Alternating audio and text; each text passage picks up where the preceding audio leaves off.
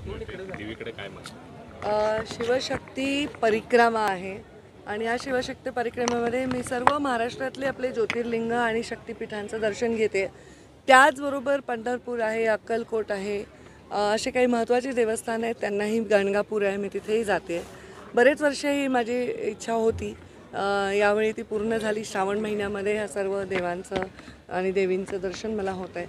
आजही मी महालक्ष्मीच्या चरणी नतमस्तक झाली या कोल्हापूर नगरीमध्ये, जे म्हणजे खरं तर क्रांतीची नगरी असं म्हणायला हरकत नाही आहे. राजकारणाच्या आणि विचारांच्या इतिहासामध्ये त्या नगरीमध्ये आपल्या महालक्ष्मीच्या चरणी मी नतमस्तक झाले.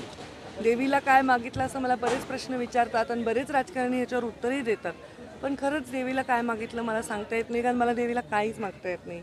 त्यांचं एवढं सुंदर रूप असतं, हे मन लावून मला पाहायला खूप आवडतं. पण तरी असं जाता जाता हेच मागते की आपल्या देवीने एवढं वैभव, एवढं ऐश्वर, एवढं संपन्न देणाऱ्या महालक्ष्मीने कोणाला काहीही कमी पडू देऊ नये, लोकांना कधी उपाशी झोपू देऊ नये, कोणाच्या दारात जायची वेळ आपल्यावर आणू नये आणि आपल्या दारात आलेला व्यक्ती रिकाम्या हाताने जाऊ नये, एवढंच देवीला मी प्रार्थना करते. आज दौरा करते त्यामुळे राज्यभरातल्या सगळ्यांच कार्यकर्त्यांची असं नाही आहे, तुमचा तेच गैरसमज होता. राज्यातलेच म्हणत होते, माझे कार्यकर्ते नव्हते कधी म्हणत बिचारे.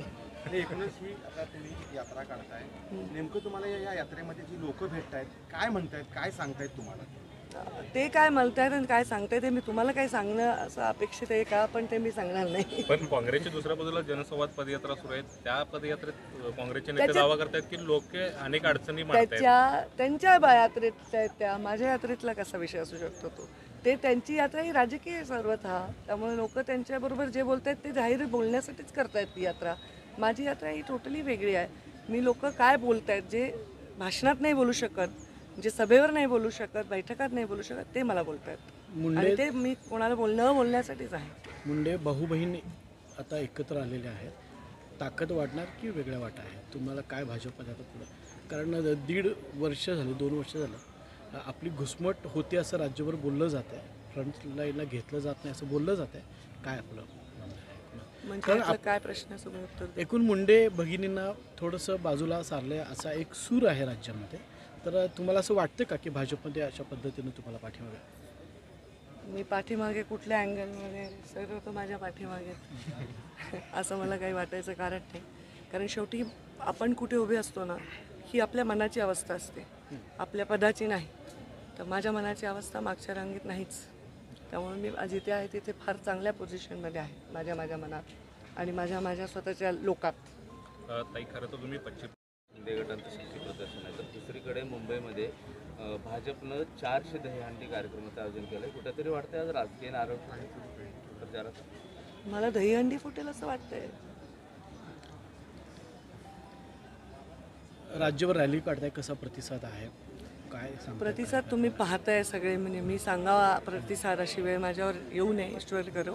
प्रतिसाद तुम्ही सर्व पाहताय, प्रचंड प्रतिसाद आहे, म्हणजे तो मुंडे स्टाईलचाच प्रतिसाद आहे. लोकांनी JCB फुलं वाहनं वगैरे, मी काल विनंती केली बाबा इथून पुढे नका करू ते, मी थकले त्या सगळ्या सत्कारांनी, आता भेटूया नुसतं. प्रतिसाद खूप आहे, लोकांमध्ये खूप ओढ आहे आणि भेटायचं आहे, बोलायचं आहे खूप लोकांना, तर त्यानिमित्ताने एक छान आईस ब्रेक होतो आहे. कार्यकर्त्यांनी मुख्यमंत्री सुद्धा तुम्ही व्हावं असं काल एका ठिकाणी बोलले, पण महिला मुख्यमंत्री होणार. आता मी महिला तर आहे ना, ह्याच्यात काही वाद नाही. पहिला हे पहा, कार्यकर्ते ह्या घोषणा 10 वर्ष 2014 देत आहेत, तर ते काही नवीन नाही आहे, त्याच्यात शिळा विषय येतो. तुम्ही राज्यभर फिरताय, ऊसतोड मजुरांच्यासाठी तुम्ही काम सुद्धा करताय, ऊस हंगाम सुरू होणार आहे, त्यापूर्वी काय तुम्ही ऊसतोड मजुरांच्यासाठी? ऊसतोड मजूर आता त्यांचा करार संपलेला आहे, तर त्यामुळे ते संपाच्या मानसिकतेत आहेत. एकूणच परिस्थिती राज्याची अशी आहे, त्याच्यामध्ये त्या संपाचा शांतपणे मार्ग निघावा असं ऊस उत्पादक शेतकऱ्यांनी, कारखानदारांनी अशी भूमिका घ्यावी असं मला वाटतं. गोपीनाथ मुंडे महामंडळ त्यांच्यासाठी स्थापन केलं, तो वेगळा. थँक्यू.